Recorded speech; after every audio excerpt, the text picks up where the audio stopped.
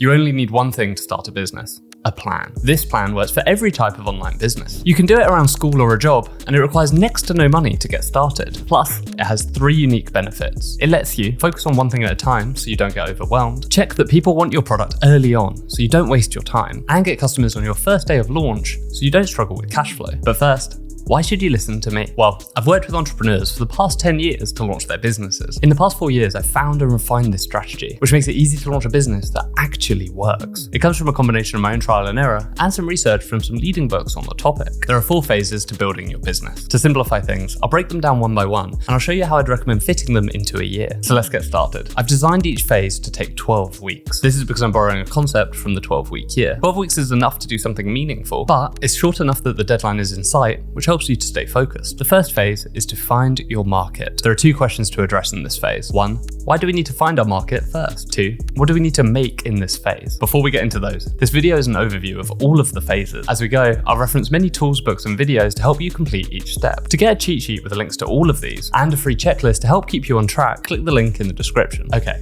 now back to why we find our market first. We do this first because it's the most crucial part of starting any business. There's no point building a product for people who don't need a solution, or equally bad, need a solution but can't afford it. To avoid this, we first start by finding our market. So, how do we find a good market? Well, the most important questions are: 1, are you in the market? It's much simpler to build a business when you fit into the target market. This is because you can build something that solves your problems. This advice comes from Hooked, which includes the Manipulation Matrix framework. Its job is to help you identify your role in building a product. Question 2. Is the market growing and targetable? For example, there is no point in starting a business for newspapers because the industry is getting smaller every year. Similarly, don't start a business for people in a country that doesn't have internet access. If you can't reach them, you can't drive sales easily. Find a market you can build for that is growing and is targetable. Then, work out their pain points. What problems do they need to solve? If you're struggling to do this, I have a video all about defining a market, which includes a free workbook. I'll include a link in the description. Once you understand the market's pain points, it's time to move to the second step. This is all about building an initial list of engaged leads for your business. The idea is to create a group of people who have the same problems as you and need a solution. So, why do we do this so early? Well, doing it early has 3 benefits. 1, the group can help shape the product so you know you're building something that people want. 2, they'll also become your first customers. This means that you'll launch with customers, avoiding the cash flow issues that most businesses have. And the earlier you start your lead generation, the more time in the year it has to work. And this means more money in the first year for you. To achieve this, we have 3 actions to complete. First, choose a name and get a domain name for your business. You can use ChatGPT to help you develop ideas for the name. My best tip for naming something is to ensure it passes the phone test. If somebody hears your name on the phone, do they know what to type? Avoid made-up words or names that are intentionally misspelled. You'll miss out on huge amounts of referral traffic if you pick a name that fails the phone test. Then, pop the names into a domain registrar until you find one you like. And I've got 2 tricks to make this easier. You can use the website iwantmyname.com to check lots of suffixes at once, or you can use the bulk search on Namecheap to look at many names at once. There are also websites that help you find the cheapest domain names, like TLD List, so this doesn't need to be expensive. Next, use ClickFunnels or ConvertKit to make landing pages to collect email addresses. These email addresses will become our first group of leads. So,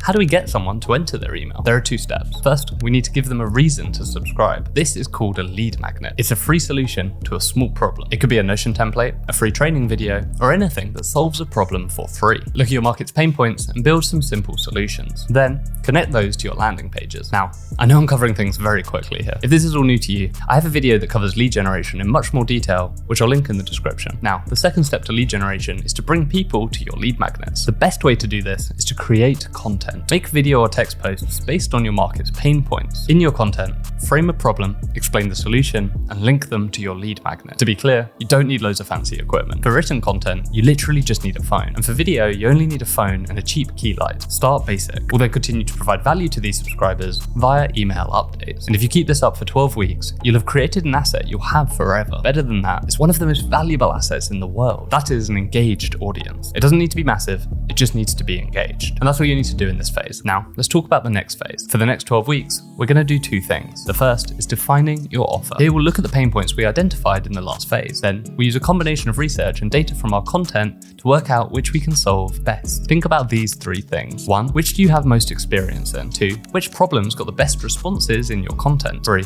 which can you solve well without a massive cost to you? To work out how to solve it, we'll first write out our dream outcome. What does the person want to achieve? Then we're going to use the value equation from $100 million offers. And that is, value equals dream outcome multiplied by perceived likelihood of success over time multiplied by effort and sacrifice. You want your solution to have a great outcome, make it likely for a customer to succeed, make it easy for them to commit to, and minimize the effort and sacrifice required. Again, if this is new to you, I have a video and a free workbook on creating offers that I'll link in the description. Once you have your offer, it's time to build the thing. The first thing to do is pick a brand and colors. There's no one way to do this, but here's how I'd do it if I was starting out. First, pick your colors. Best way to do this is use a free tool from Canva. This tool applies color theory to give you a set of colors that will work well together. Pick a triadic color combination and play around until you find a set you like. Then, to create your logo, hop over to the AI tool Midjourney. This can generate your logo for you. You can export it straight from there and use it, but to edit it more, you can convert it to a vector and then make any changes you like using free tools. The prompt I use for this is in my cheat sheet, and I'll include a link to my video tutorial in the description. Finally, you need to make a website. What you do here will depend on your type of business, but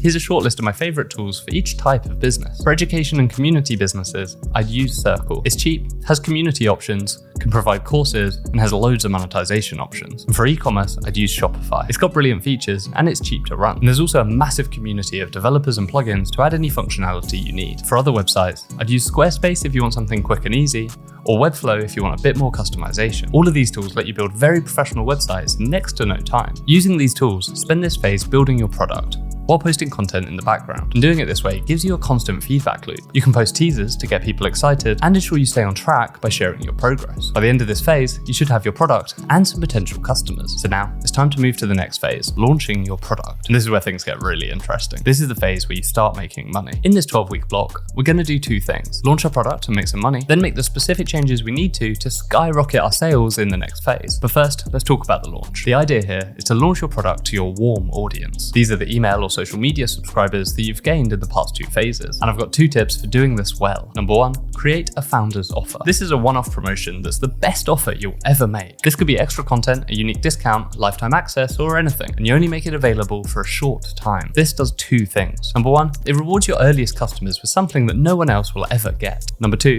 helps you to drive sales early without the social proof that you'll have later on. My next tip is about your content strategy before launch. Before you launch, make sure you've been teasing for 2 weeks. Begin to speak more and more about your product. Here's what you talk about. First, about the pain points it solves. Then, the journey of building it. Next, drop the name and the brand. Then, the launch announcement. I've seen this timeline and content plan work really well in the past. It's also really easy to do, as it's authentic content to you. And now we move on to the second step of this phase, improving it. Here, we're going to define some KPIs for your product. For a subscription business, look at retention. This is the percentage of people who stay of those who subscribed every month. Or for all businesses, look at lifetime value, or LTV. This is a customer's total spend over the duration of using your product. Finally, look at your conversion rate. What percentage of people who land on your site actually make a purchase? Then, we'll improve each of these in 2-week cycles. Make a change that will improve each metric, wait 2 weeks, check the results, try again. Doing this now is essential so we can make the product as good as possible before we enter the final phase, because this phase is all about making as much money as possible. And you might be wondering why every phase isn't. Well, there are 2 reasons. Firstly, it's important to have a good product before you go all in on driving sales. It's hard to focus on selling and improving the product at the same time. So if you want happy customers, this is the best way around to do it. And the second reason is timing. October to November is the best time of year for most businesses because you've got 3 major activation opportunities here. And an activation is just an opportunity to promote your product. The 3 activations are 1,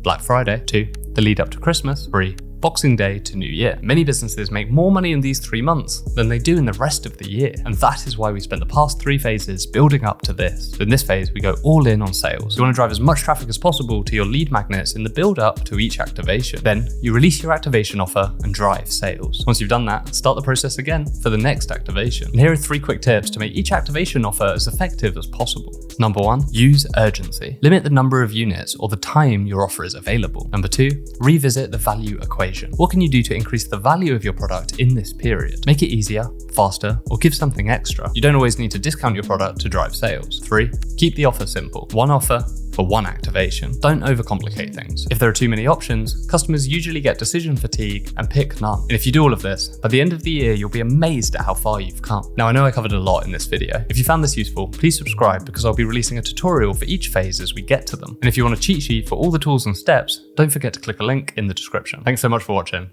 Have a great day.